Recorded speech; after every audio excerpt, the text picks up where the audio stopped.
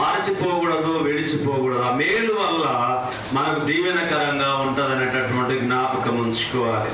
కాబట్టి క్రైస్తవులమైనటువంటి మనము జ్ఞానంతో ఈ లోకంలో బ్రతకాలి.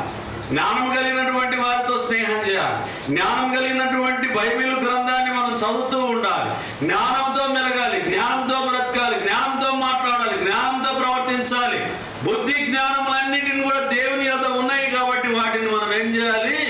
సంపాదించుకోవాలి. నిర్లక్ష్యము చేయవద్దు, నిర్లక్ష్యము చేయవద్దు.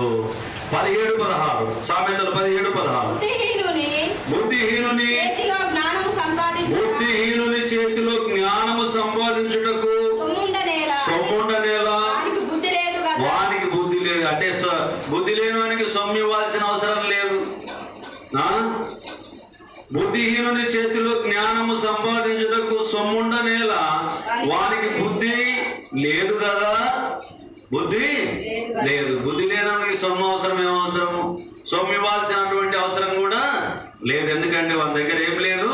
బుద్ధి లేదు. ఆమె దగ్గర ఏం లేదు? బుద్ధి లేదు. మాట్లాడుతుంటారు. చాలా మంది బుద్ధి లేని మాటలు మాట్లాడుతూ ఉంటారు. చాలా మంది మాట్లాడుతూ ఉంటారు. వాళ్ళ మాటలకు ఎలా అంటే నోరైతే మాత్రం మూయబడదు.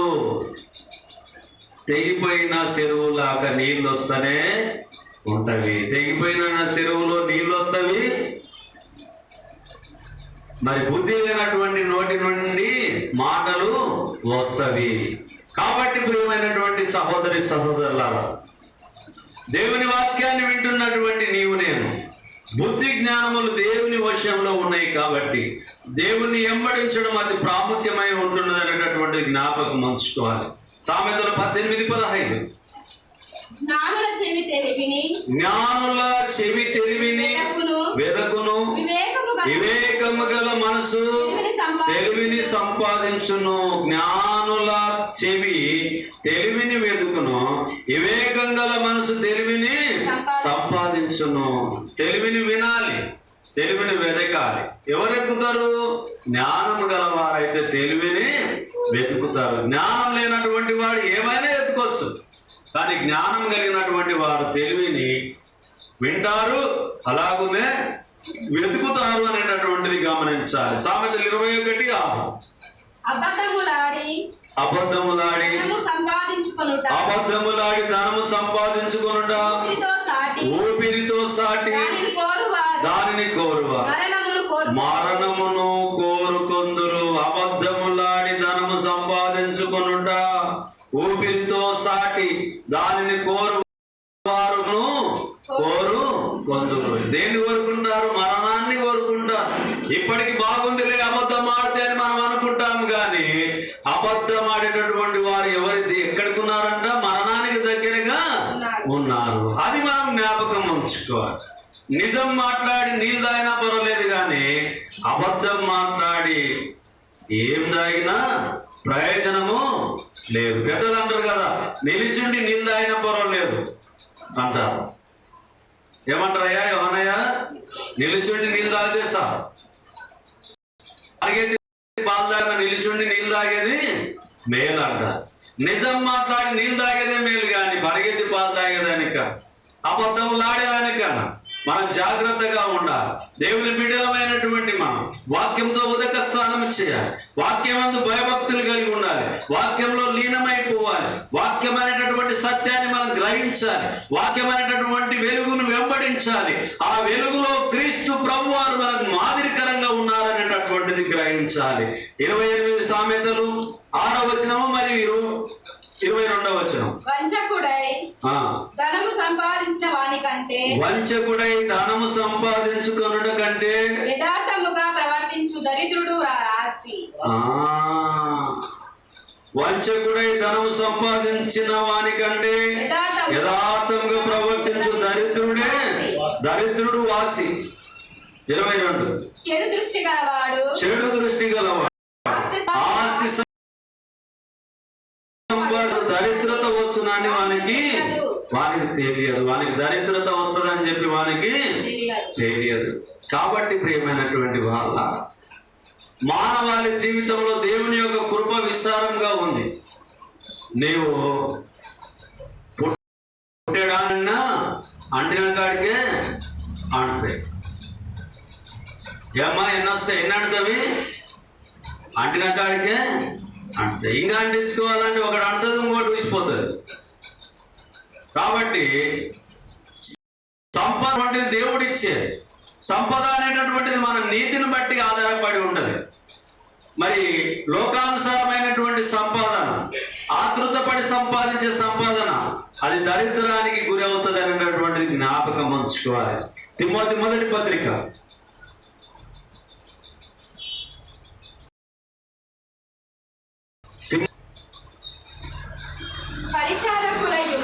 పరిచారకులై ఉండి ఆ పనిని బాగుగా నెరవేర్చిన వారు మంచి పదవిని సంపాదించుకొని క్రీస్తునందలి విశ్వాసమందు ధైర్యము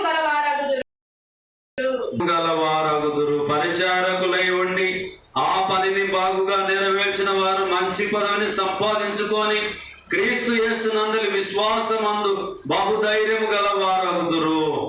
ఎప్పుడైతే దేవుని యందు దేవుని మాటలు వింటారో, దేవుని వాక్యాన్ని చదువుతారో, దేవుని పాటల్ని పాడతారో, దేవుని ప్రార్థనలో ఉంటారో, వాళ్ళు బహుధైర్యం కలిగి ఉంటారు.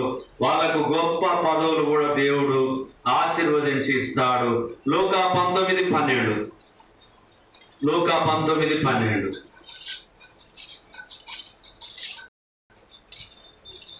రాజా కుమారుడు ఒక రాజ్యము సంపాదించుకొని మరల రావాలనని దూరదేశములకు ప్రయాణమై తన దాసులను 10 మందిని పిలిచి వారికి 10 మినాలనిచ్చి నేను వచ్చి వరకు వ్యాపారము చేయుడని వారితో చెప్పాను. రాజకుమారుడు రాజ్యము సంపాదించుకొని 11 చదువుతుంది.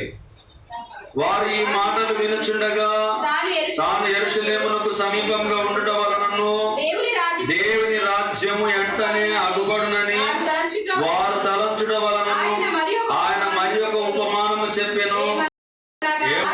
రాజకుమారుడు రాజ్యం సంపాదించుకొని మరలా రావాలనని దూర దేశములకు ప్రయాణమై తన దాసులను 10 మందిని పిలిచి వారికి 10 మీనాలనిచ్చి నేను వచ్చి వరకు వ్యాపారము చేయడని వారితో చెప్పాను. అయితే అతని పట్టణస్థులని ద్వేషించి ఇతడు మమ్ము నేలుట మాకు ఇష్టము లేదని అతని వెనుక రాయబారము పంపిరి. అతడు ఆ రాజ్యం సంపాదించుకొని తిరిగి వచ్చినప్పుడు ప్రతి వాడు వ్యాపారం వలన ఏమేమి సంపాదించిన తీసుకొనుటకై తాను సొమ్మిచ్చిన దాసులను తన యొద్దకు పిలువమని ఆజ్ఞాపించను. మొదటి వాడు ఆయన ఎదుటకు వచ్చి, అయ్యా నీ మీనా వలన 10 మీనాలు లభించనని చెప్పగా అతడు, బలా మంచి దాసుడా, నీవు ఈ కొంచెంలో నమ్మకంగా ఉండివి గనక 10 పట్టణముల మీద అధికారివై ఉండుమని వారితో చెప్పెను. అంతటా రెండవ వాడొచ్చి, అయ్యా నీ మీనాల వలన 5 మీనాలు లభించననగా అతడు, నీవును 5 పట్టణముల మీద ఉండుమని అతనితో చెప్పెను. అంతటా మరి ఒకడు వచ్చి, అయ్యా ఇదిగో నీ మీనా, నీవు పెట్టని దానిని వాడవును, విత్తని దానిని కోయివాడవునైనా కఠినుడు గనక నీకు భయపడి దీనిని రుమాలున కట్టి ఉంచితనని చెప్పాను. అందుకతడు, చెడ్డదాసుడా, నీ నోటి మాటను బట్టి నీకు తీర్పు తీర్చుదును. నేను పెట్టని దాని ఎత్తువాడను, విత్తని దానిని కోయివాడనైనా కఠినుడనని నీకు తెలిసి ఉండగా నీవెందుకు నా సొమ్ము సావుకారుల యొద్ద నుంచలేదు? చూడండి, సంపాదించిన వాడేమో 10 మీనాలు తీసుకుని సంపాదించుకొని తెచ్చాడు, బలా నమ్మకమైన మంచి దాసుడు అని సెలవిచ్చాడు. 5 మీనాలు తీసుకున్నటువంటి వాడు 5 మీనాలకు 5 మీనాలు సంపాదించుకొని వచ్చాడు, 5 పట్టణాలకు అధికారిగా నియమించాడు. మరి 1 మీనా తీసుకున్నటువంటి వ్యక్తి ఏం చేశాడు? నీవు రుమాల్లో కట్టి పెట్టాడంట. ఎందుకంటే నువ్వు విత్తందాన్ని కోయవాడవు, నువ్వు కఠినుడవు. తిడుతూ ఇచ్చినటువంటి మీనను మళ్ళీ వాపసు ఎన్నిక వచ్చి ఎంత దుర్మార్గంగా నువ్వు కఠినుడు. యజమానికి ఆ మాటలు మాట్లాడితే సంతోషపడతాడా, బాధపడతాడు? కోపం వస్తుంది. మరి ఉన్నటువంటి డబ్బిచ్చినటువంటి వారికి వ్యతిరేకంగా ఎదురు మాట్లాడితే వారు కోపపడతారు. మరి పరలోకపు తండ్రి మనల్ని విడిచిపెడతాడా? ఎడబడు. చాలా మంది అనుకుంటారు దేవుడు ప్రేమ స్వరూపి, ఆయన ప్రేమిస్తాడు కాబట్టి తన కుమారుని లోకానికి పంపించాడు. తన కుమారుని లోకానికి పంపించాడు కాబట్టి తన కుమారుడు తన ప్రాణాన్ని అర్పించి మన పాపముల నుంచి విముక్తిని కలుగజేశాడు, మనకు స్వాతంత్రాన్ని ఇచ్చాడు. మరి ఇంకా ఏం చేయాలి? ఇంకా ఏం చేయాలి? మనలో మనం మార్పు జరగకపోతే, మనలో మన మానవాళి జీవితంలో ఎప్పుడు అసౌకర్యంగా మనం మాట్లాడుతూ ఉంటే ఏమి ప్రయోజనం? మనం ఫలించాలని దేవుడు కోరుకుంటున్నాడు, జ్ఞానాన్ని సంపాదించుకోవాలని దేవుడు కోరుకుంటున్నాడు. కానీ మనమైతే అలా ఆయన రాజ్యాన్ని, ఆయన మంచితనాన్ని మనం గ్రహించలేకపోతూ ఉన్నాం. మార్కు సువార్త 8:36. మార్కు 8:36.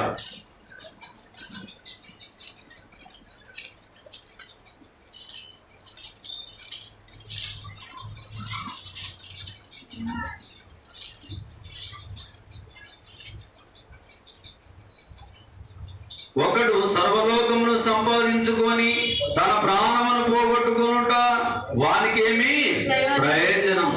ఒకడు సర్వలోకాన్ని సంపాదించుకొని తన ప్రాణాన్ని పోగొట్టుకుంటే ఏమి ప్రయోజనం? అంటే ప్రాణం పోగొట్టుకోకండి అని చెప్పి దేవుని హెచ్చరిక చెలవిస్తుంది. పాపం వైపు పోయి ప్రాణాన్ని పోగొట్టుకోకండి, మీకు ఏమీ లభించదు. జ్ఞానం వైపు రండి, జ్ఞానవంతుడైనటువంటి క్రీస్తు వైపు రండి అని చెప్పి దేవుని వాక్యం మనకు సెలవిస్తుంది. ప్రియులారా, ఎబ్రీ పత్రిక 9:11 చూద్దాం. ఎబ్రీ 9:11 క్షమించండి, 9:11.